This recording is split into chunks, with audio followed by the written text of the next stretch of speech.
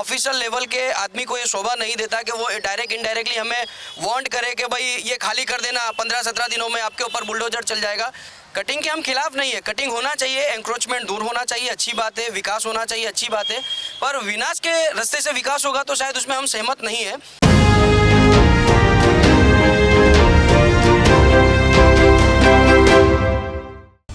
સમગ્ર ગુજરાતમાં વિકાસના કામો પૂરજોશમાં ચાલી રહ્યા છે, ત્યારે ગુજરાતના અમુક જિલ્લાઓમાં વિકાસના કામોમાં અવરોધરૂપ બાંધકામો ઉપર ડિમોલેશનની પ્રક્રિયા ચાલુ છે। ત્યારે અમદાવાદના કાલુપુર રેલવે સ્ટેશનને રીડેવલપમેન્ટનું કામ અને સારંગપુર બ્રિજને લઈને પણ ગોમતીપુરમાં પણ ડિમોલેશનની પ્રક્રિયા હાથ ધરાશે। ત્યારે ગોમતીપુરના ટીપી સ્કીમ નંબર 16માં આવેલ હાથીખાઈ કાળીદાસ મિલ 4 રસ્તાથી 4 તોડા ડબ્બા બજાર કબ્રસ્તાન 4 રસ્તા સુધી જાહેર માર્ગ પર રીડેવલપમેન્ટના ભાગરૂપે રસ્તાને પહોળો કરવા કોર્પોરેશન દ્વારા ડીમાર્કેશન કરવામાં આવ્યું હતું, જે પૈકી ઘણી જગ્યાઓ કપાતમાં આવતા સ્થાનિકોમાં ભયનો માહોલ જોવા મળ્યો હતો। જો કે સ્થાનિકોનું કહેવું છે કે સરળ વિકાસના કામો થવા જોઈએ, પણ વિકાસને લઈને વિનાશ કેમ? જો કે સ્થાનિક સિનિયર કોર્પોરેટર મોહમ્મદ ઇકબાલ શેખ અને ઝુલ્ફી ખાન પઠાણ દ્વારા એએમસીના કમિશનર મેયરશ્રીને ઉગ્ર રજૂઆત કરવામાં આવી હતી। જો કે આ સમગ્ર મામલે તેમણે સ્થાનિકો સાથે પણ ચર્ચા કરી હતી। ત્યારે આ સમગ્ર મામલે અમુક સ્થાનિકો દ્વારા કટિંગમાં આવતી વસ્તુઓને જાતે તોડી પાડવાની પ્રક્રિયા ચાલુ કરી દીધી છે।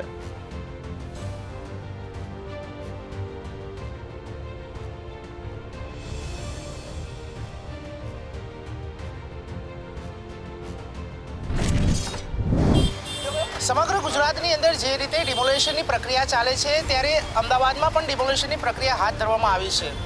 ગોમતીપુર વિસ્તાર, રખિયાલ વિસ્તાર અને જે નજીકના વિસ્તારો છે અમદાવાદના, ત્યારે અહીંયાના જે ગોમતીપુર વિસ્તારના જે કોર્પોરેટરો છે તે આપણી સાથે જોયા। ઇકબાલભાઈ શેખ, ઇકબાલભાઈ, જે રીતે સમગ્ર ગુજરાતની અંદર આ જે ડિમોલેશનની પ્રક્રિયા હાથ ધરવામાં આવી છે અને તમારા પણ વિસ્તારમાં ડિમોલેશનની પ્રક્રિયા હાથ ધરાઈ છે, શું કહેશો?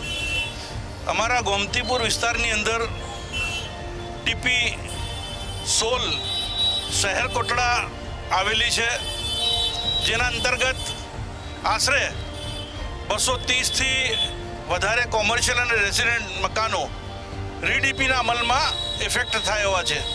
એમાં ખાસ તો 4 તોડા કબ્રસ્તાન જે વકફની જમીન છે, જેની અંદર પણ એ લોકો ડિમાર્કેશન કરીને એને પણ અમલ કરવાની વાત કરી રહ્યા છે। જ્યારે આ પ્રક્રિયા ચાલુ થઈ ત્યારે સ્થાનિક લોકોએ સૌ ભેગા થઈને મને અને મારા સાથી કાઉન્સિલર ઝુલ્ફીભાઈને વાત કરી। અમે લોકો આવ્યા, જોયું, એના પછી અમે કમિશનર સાહેબનું અને ડેપ્યુટી કમિશનર અમારા ઝોનના અને એસ્ટેટ વિભાગના તમામ જવાબદાર અધિકારીઓ જોડે અમે લોકો પરામર્શ કર્યું। અમે લોકો 50-100 જણા સાથે ગયા અને રજૂઆત કરી। લેખિતમાં રજૂઆત એ કરી છે કે રીડીપીનો અમલ ફરજિયાત નથી, એટલા માટે કે વિકાસની વાત આવે, વિકાસ થાય એમાં અમને સંતોષ બી છે અને અમે સહકાર પણ આપીએ, પણ વિકાસના નામે વિનાશ ના થાય એ પણ જોવાનું તંત્રની જવાબદારી છે। આજે જ્યારે આ રોડ એટલો ઇફેક્ટિવ નથી, એટલી બધી ટ્રાફિકની સમસ્યા નથી, છતાંય આરડીપી કરીને 100 ફૂટનો જે કરવા માટેની જે પ્રક્રિયા ચાલે છે, અમારે તંત્રની સામે એક વાંધો હતો। અમે લોકો ડેપ્યુટી કમિશનર જોડે ખૂબ સારી રીતે હેલ્થી ચર્ચા કરી, બધાની આગેવાનીમાં બધા અમારા સ્થાનિક લોકોને સાથે રહીને ચર્ચા કરી, એમાં એ લોકો સંમત થયા। અમારી વાત એ હતી કે ભાઈ તમે પૂરી પ્રક્રિયા કરો, એમાં ટાઉન પ્લાનિંગ કમિટીમાં જવું પડે, તમારે સ્ટેન્ડિંગ કમિટીમાં જવું પડે અને બોર્ડની અંદર બધી મંજૂરીઓ લેવી પડે, અને લીધા પછી જે ઇફેક્ટ આવતી હોય એમની પોતાની જમીનમાં તમારે જ્યારે કોઈ વસ્તુ લેવી હોય તો એને 60 દિવસની નોટિસ આપવી પડે। અને અમારા વિસ્તારની અંદર 3 મિલો આવેલી છે, એ 3 મિલની અંદર 40% જગ્યા જે છે સરકારને મળી છે, કોર્પોરેશનને મળી છે, એ જગ્યા એમાં જગ્યા આપે અથવા તો એમનો એવું વળતર આપે જે માર્કેટ વેલ્યુ હોય। એ માર્કેટ વેલ્યુથી જો અમને વળતર મળતું હોય તો બધા લોકો સહમત છે, અને ન તો માન લો કે જંત્રી પ્રમાણે આપવાની વાત કરે એમાં વિરોધ છે। અને અમને વિશ્વાસ છે કમિશનર સાહેબ ઉપર, તંત્ર ઉપર, કે અમારી વાત સાંભળીને ખૂબ યોગ્ય કરવાની અમને બાંહેધરી આપી છે। સાથે સાથે જે 4 તોડા કબ્રસ્તાન છે, જે વર્ષો જૂની 500-700 વર્ષ જૂની મિલકતો જેમાં આવેલી છે, અને એમાં સૂફી સંતોની કબરો આવેલી છે, લોકોની ધાર્મિક લાગણી જોડાયેલી છે, તો અમારી એ પણ રજૂઆત હતી। એમને સ્પષ્ટ અત્યારે બ્રેક મારી દીધું છે અને ટીપીનો જે અમલ થાય જે લોકો આગળ વધી ગયા છે અને જે 60 ફૂટની ટીપી છે એની અંદર સૌ લોકો અત્યારે પોતે અમલ કરવાનું ચાલુ કર્યું છે. તો અમે કીધું કે ભાઈ તમે પોલીસ બંદોબસ્તમાં ખર્ચો કરીને તમે આખું તંત્ર લઈને આવો, તમે ઘર્ષણ થાય એના કરતાં પોતે જ્યારે પબ્લિક સ્વયંભૂ પોતાની જાતથી અમલ કરતી હોય તો એમાં સહકારાત્મકની વાત છે. અને કમિશનર સાહેબે ખૂબ સારી રીતે સંમત થયા છે. અમને આનંદ છે અને આપના માધ્યમથી એમને અભિનંદન પણ આપું છું અને અમને વિશ્વાસ પણ છે. અચ્છા, કહેવા એક સવાલ એ પણ છે કે અહીંયા 3 ઝોન પડે છે, બરોબર છે? એ 3 ઝોનની અંદર કેટલું ડિમોલેશનની પ્રક્રિયા હાથ ધરાશે, તમને કઈ આઈડિયા ખરી? એમાં એકચ્યુઅલી કાંકરિયા બ્રિજ ખોખરા જે સલાટનગર વિસ્તાર આવે એ ખોખરા વોર્ડમાં આવે, એ દક્ષિણ ઝોન થાય. હાથીખાઈ 4 રસ્તાથી 4 તોડા કબ્રસ્તાનના 4 રસ્તા સુધી જે ગોમતીપુર આવે પૂર્વ ઝોનમાં થાય. એની આગળથી અંજર સિનેમાથી લઈને પેલા બ્રિજ કાલુપુર બ્રિજ સુધી જાઓ તે ઉત્તર ઝોનમાં આવે, એ સરસપુર રખિયાલ વોર્ડ આવે. એટલે 3 ઝોનની અંદર ટીપી જુદી છે ને રીડીપી જુદી છે. એમાં એ લોકો પરામર્શ કરશે. 3 ડેપ્યુટી કમિશનરો, 3 એસ્ટેટ ઓફિસરના અધિકારીઓ બેસીને એનો નિર્ણય લેશે. કેમ કે કોઈક જગ્યાએ 60 છે, કોઈક જગ્યાએ 80 છે, કોઈક જગ્યાએ 100 ફૂટ છે. એ લોકો પરામર્શ કરશે, એના પછી એ લોકો આગળ કાર્યવાહી કરશે. કેટલા મકાનો અને કેટલી દુકાનો છે જે વેપારી, નાના વેપારીઓ છે? કારણ કે કોવિડ પછી ખાસો સમય થઈ ગયો, કારણ કે વેપારીઓને ઊભા થવામાં જે નાના વેપારીઓ છે, કેટલી દુકાનો અને કેટલા મકાનો છે? આશરે 230 કોમર્શિયલ અને રેસિડેન્ટ દુકાનો છે.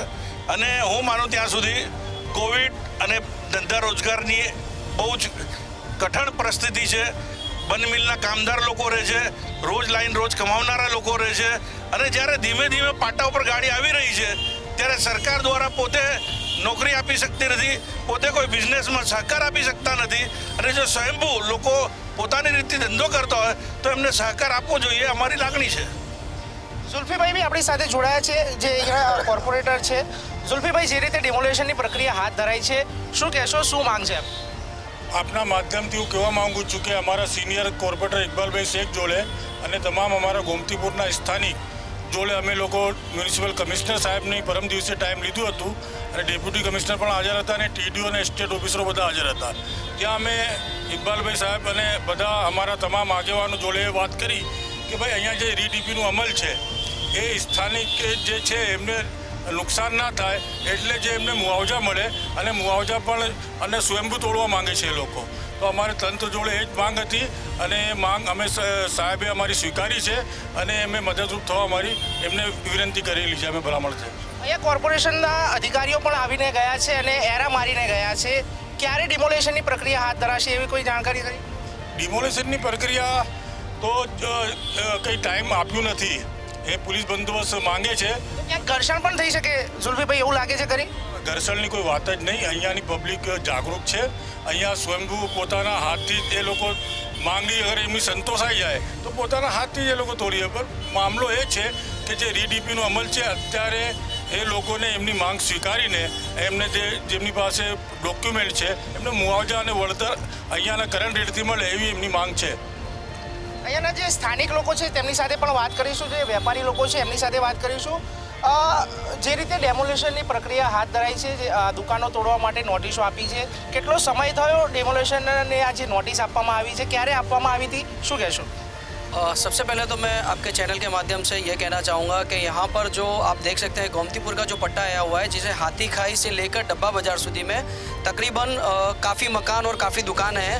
और इन्होंने जब यहाँ पर आकर निशान मारा था तो निशान मारते समय इन्होंने हमें कुछ बताया नहीं और हम काफ़ी परेशान थे कि भाई ये निशान किस लिए हो रहा है. काफ़ी बचपने से सुनते हुए आ रहे हैं कि कटिंग होगी, कटिंग होगी. कटिंग के हम खिलाफ नहीं है, कटिंग होना चाहिए, एंक्रोचमेंट दूर होना चाहिए, अच्छी बात है, विकास होना चाहिए, अच्छी बात है. पर विनाश के रास्ते से विकास होगा तो शायद उसमें हम सहमत नहीं है. तो इन्होंने जो निशान मारा उनसे हमने पूछा कि सब ये क्या है, तो उन्होंने हमें स्ट्रिक्टली, जो मैं ऐसा मानता हूँ कि एक ऑफिशियल लेवल के आदमी को ये शोभा नहीं देता कि वो डायरेक्ट इनडायरेक्टली हमें वांट करे कि भाई ये खाली कर देना, 15-17 दिनों में आपके ऊपर बुलडोजर चल जाएगा. तो कहीं ना कहीं हमें जब डर सा लगा और वो दिन ब दिन हर दिन आते थे तो निशान कभी उन्होंने मारा 4 फुट का तो कभी उन्होंने मारा 6 फुट का. तो हम जब हर दिन डरने लगे तो हमने फिर सब लोगों ने, यहाँ के स्थानिक लोगों ने मिलकर ये रजूआत करी कि जो लोगों को धमकाया गया तंत्र की तरफ से। हाँ स्ट्रिक्टली डराया गया। हमें वार्न किया जाता था डायरेक्ट कि भाई ये आपको खाली करना पड़ेगा, हम पुलिस लेके आएंगे, 16 तारीख को आपको ये खत्म कर देंगे, 18 तारीख को ये खत्म कर देंगे। जब हमें ऐसा लगा कि जरूरत से ज़्यादा हम पे प्रेशर किया जा रहा है तो फिर हमने ना छूट के जो हमारे स्थानिक कॉर्पोरेटर है जैसे कि इकबाल शेख साहब है, जुल्फी खान पठान साहब है, हमने उनसे रजूआत करी, उन्हें हमने यहाँ पर बुलाया और उनको हमने हमारी सब आप बीती बताई कि साहब हमारे यहाँ पर रोज़ ये लोग आकर इस तरीके से हमें प्रेशर किया जाता है उसके चलते। और हमने आपको दिखाया भी कि हम हमारे हाथ से भी तोड़ रहे हैं। हम भी मानते हैं कि थोड़ा बहुत एंक्रोचमेंट था, उसे हम हटाने की पूरी कोशिश कर रहे हैं, लेकिन जब आप हमारे घरों तक घुसे चले आएंगे तो वो कहीं ना कहीं हमें नागवारा लगा और उसके चलते हमने यही बात करी इनसे कि साहब आप आगे बात करो। और साहब हमें खुद लेकर गए, हम इनके साथ गए, हमने देखा वहाँ का जो भी माहौल था, कमिश्नर साहब के सामने, डिप्टी कमिश्नर साहब के सामने जो भी बातें हुई वहाँ पर पूरा आश्वासन मिला और 100% हमें ये बाहेदारी मिली है कि अब वो जो भी काम करेंगे तो यहाँ पर आएंगे, फिर से जो उसका नया निशान है, नई मार्किंग है वो करेंगे। लेकिन हमारी शर्त इतनी है, हम अभी भी डरे हुए हैं कि जो हमारे यहाँ के कॉर्पोरेटर है उनकी हाजिरी में अगर ये हो तो ज़्यादा बेहतर है, क्योंकि कहीं ना कहीं वो हमारे साथ गलत कर रहे हैं। मतलब उन्होंने जो कहा था कि जैसे टीपी की बात है तो टीपी अमल हुआ ही नहीं है। टीपी जो है 60 से 80 फुट का है, एक्चुअली देखोगे तो उतना रेडी है। अगर उन्हें लगता है थोड़ा इंक्रोचमेंट है तो थोड़ा इंक्रोचमेंट दूर करने के लिए अगर वो 100 फुट का करते तो सर उसके लिए हमें मजबूरन ये चीज़ों का सहारा लेना पड़ेगा साहब। આપ શું કહેશો જે રીતે ડિમોલિશનની પ્રક્રિયા હાથ ધરવામાં આવશે થોડા સમયની અંદર અને ઘણા બધા દુકાનો અને મકાનો જઈ રહ્યા છે કટિંગમાં, શું કહેશો? એકચ્યુઅલીમાં આમાં એવું છે કે દબાણ થોડું ઘણું છે પણ સ્થાનિક લોકોએ કોર્પોરેશનને સપોર્ટ આપવા માટે અને અમારા જે આગેવાનો છે, અમારા જે કોર્પોરેટર સાહેબ છે, ઇકબાલ સાહેબ, એ બધાના નેતૃત્વમાં અમે લોકોએ અમારું જે પ્રકારનું દબાણ છે એ દૂર કરવાનું કામ શરૂ કરી દીધું ઓલરેડી।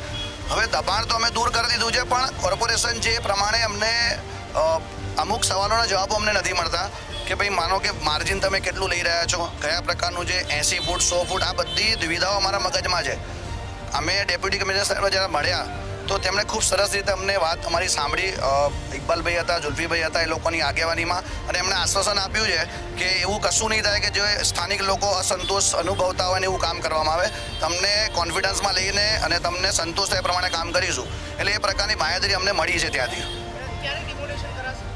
ડિમોલેશનની પરફેક્ટ અમને તારીખ નહોતી આપવામાં આવી પણ એવું કહેવામાં આવ્યું હતું જ્યારે લાસ્ટ ટાઈમ કોર્પોરેશનના માણસો આવ્યા ત્યારે 18મી તારીખે અમે આવીશું, પણ એની પહેલાં અમે જ્યારે ઇકબાલભાઈ સાહેબને મળ્યા અને યુલ્ફી સાહેબને તો વાત કરવામાં આવી તો એમણે એવું કીધું કે અત્યારે પહેલાં બધું અમે જોઈ લઈએ એના પછી અમે કરીશું। અત્યારે પરફેક્ટ કોઈ તારીખ આપવામાં નથી આવી। ચોક્કસપણે અત્યારે જે રીતે ડિમોલેશનની પ્રક્રિયા હાથ ધરાશે થોડા સમયની અંદર ત્યારે અહીંયાના જે સ્થાનિક કોર્પોરેટરો છે તેમને પણ ઉપલા અધિકારીઓને જે એએમસીના કમિશનર છે તેમને રજૂઆત કરી છે, મેયરશ્રીને પણ રજૂઆત કરી છે, લેખિતમાં રજૂઆત કરી છે અને તમામ આ વાતો તેમને સાંભળવામાં આવી છે। અહીંયાની જે સ્થાનિક જનતા છે તે પણ કોર્પોરેશનના અધિકારીઓને સપોર્ટ કરશે, અહીંયા જે ડેમોલેશનનું કામ થશે તે લોકોને પણ સપોર્ટ કરશે। પણ જે મેન વાત છે કે જે તારીખ આપવામાં આવી છે કેટલું કટિંગ થવાનું છે તે હજી આ લોકો અંજાન છે એ વાતથી કે કેટલું કટિંગ થવાનું છે, ત્યારે હવે જોવાનું રહેશે કે આ જે કટિંગ થશે, જે ડિમોલેશનની પ્રક્રિયા હાથ ધરાશે કે તે કઈ તારીખે જશે અને કેટલું ડિમોલેશન થશે। કેમેરામેન રશ્મિન સાથે યશ નાયક, અમદાવાદ।